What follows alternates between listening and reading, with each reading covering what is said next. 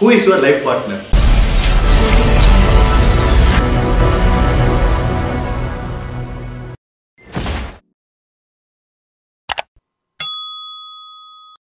Hi, எல்லாருக்கும் வணக்கம். இந்த வீடியோல நம்ம பார்க்க போறது வந்து ஒரு நியூஸ் பேப்பர்ல நான் ஒரு ஆட் படிச்சேன். சோ அதுல வந்து என்ன அப்படினு போட்டுருந்துச்சுனா கொஞ்சம் டாபிக் கொஞ்சம் இன்ட்ரஸ்டிங்கா இருக்கே அப்படினு சொல்லிட்டு படிக்கலாம்னு சொல்லி பாக்கும்போது அது வந்து கொஞ்சம் இன்ஸ்பயர் பண்ற மாதிரி இருந்துச்சு. சோ இத ஷேர் பண்ணா வந்து நல்லா இருக்கும்னு தோணுச்சு. சோ அதனால தான் இந்த video. So who is your life partner அப்படி சொல்லி கேட்டா நீங்க வந்து என்ன பதில் சொல்லுவீங்க? அதுக்கு வந்து ஒரு ஆப்ஷன்ஸ் தரேன். mom, dad, or husband, wife, son, daughter, or friends or relatives. இது வந்து இந்த ஒவ்வொருத்தரோட ஆன்சர் வந்து பாத்தீங்கன்னா இந்த விஷயத்துல வந்து கொஞ்சம் வேறுபடும். ஏன்னா வந்து ஒரு வைஃப்ட்ட போய் கேட்டீங்கன்னா அவங்களோட ஹஸ்பண்ட் அப்படின்னு சொல்லி சொல்லுவாங்க.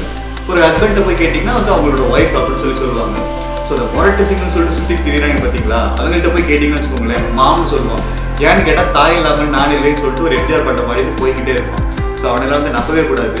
இதெல்லாம் விட உங்களோட உண்மையான ஒரு லைஃப் பார்ட்னர் யார் அப்படின்னு சொல்லி கேட்டால் அது நீங்கள் தான்.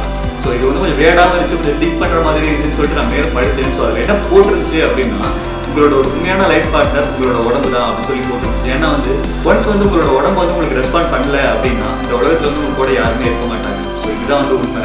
உங்களோட பர்த்டேலேருந்து உங்களுக்கு இறக்க போகிற நாள் வரைக்கும் உங்கள் கூடயே இருந்து நீங்கள் என்ன பண்ணாலும் பொறுத்துக்கிட்டு சகிச்சுக்கிட்டு நீங்கள் என்ன பண்ணாலும் உங்கள் கூடயே இருக்கிற ஒரே ஒரு ஜீவன் எது அப்படின்னு சொல்லி கேட்டிங்கன்னா உங்களோட உடம்பு தான்.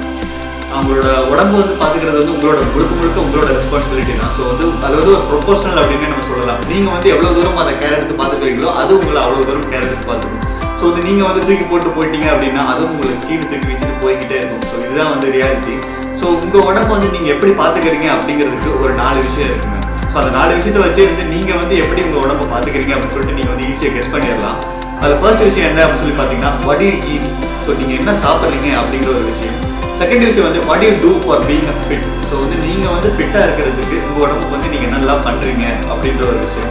தேர்ட் வந்து how much rest do you give to it அப்படிங்கிற மாதிரி. என்னென்னா நீங்கள் வந்து ஒரு ரெஸ்ட் வந்து நீங்கள் உங்கள் உடம்புக்கு வந்து எவ்வளோ கொடுக்குறீங்க அப்படிங்கிறது ஒன்று. அப்புறம் how you deal with your stress.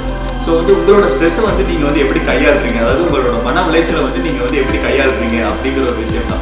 இதை பொறுத்தே வந்து உங்களோட உடம்பு வந்து ஆரோக்கியமாக இருக்கா இல்லையா அப்படிங்கிறத நம்ம சொல்லிடலாம். நம்ம வந்து ஒரு விஷயத்தை வந்து மறந்துடக்கூடாதுங்க. நம்ம வாழ்க்கையிலேயே வந்து நம்ம வாழ்றதுக்கு நமக்கு கிடைச்ச ஒரு பர்மனன்ட் அட்ரஸ் அப்படின்னு சொல்லக்கூடிய ஒரே விஷயம் வந்து நம்மளோட உடம்பு தான்.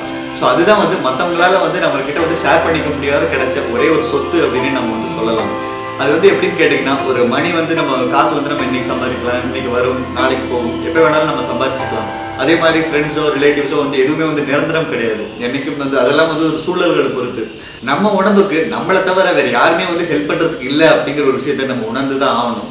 ஒரு இந்த இப்போ என்னடா இப்படியே சொல்கிறீங்க நம்ம உடம்பை நம்ம எப்படா பார்த்துக்கிறது அப்படின்னு சொல்லி கேட்டால் இதுக்கு வந்து ஒரு 7 டிப்ஸ் இருக்குது. ஸோ இந்த 7 டிப்ஸையும் வந்து நம்ம வந்து முடிஞ்ச அளவுக்கு ஒரு டெய்லி ஒரு 10 நிமிஷம் ஒரு 1/4 மணி நேரமாவது வந்து நம்ம ஸ்பெண்ட் பண்ணோம்னா நம்ம உடம்பும் ஆரோக்கியமாக இருக்கும், நம்ம மனசும் வந்து நல்லாவும் இருக்கும் அப்படின்றது தான் வந்து என்னோட கருத்து. இதில் வந்து ஃபர்ஸ்ட் விஷயம் என்ன அப்படின்னு சொல்லி பார்த்தீங்கன்னா பிராணாயாமம். அது ஒன்றும் இல்லைங்க, மூச்சு பயிற்சி. இது செஞ்சிங்கன்னா வந்து லங்ஸுக்கு வந்து ரொம்பவே நல்லது. ஸோ அதே மாதிரி மெடிடேஷன். இன்னும் இருக்கக்கூடிய காலகட்டங்களில் வந்து நம்ம வந்து எத்தனையோ ஒரு பிரச்சனைகளை வந்து கடந்து போயிட்டு இருக்கிறோம். ஸோ வந்து நம்ம மைண்டை வந்து நம்ம கிளியராக வச்சுக்கிட்டா தான் வந்து நம்ம அடுத்த நாளுக்கு வந்து நம்ம வந்து ஃப்ரெஷ்ஷாக போக முடியும். ஸோ வந்து ஒரு டெய்லி வந்து ஒரு 10 நிமிஷம் மெடிடேஷன் பண்ணிங்கன்னா கூட அது வந்து உங்களோட கான்சன்ட்ரேஷனுக்கு வந்து ரொம்பவே ஹெல்ப்ஃபுல்லாக இருக்கும் அப்படின்றது தான் சொல்லப்படுது.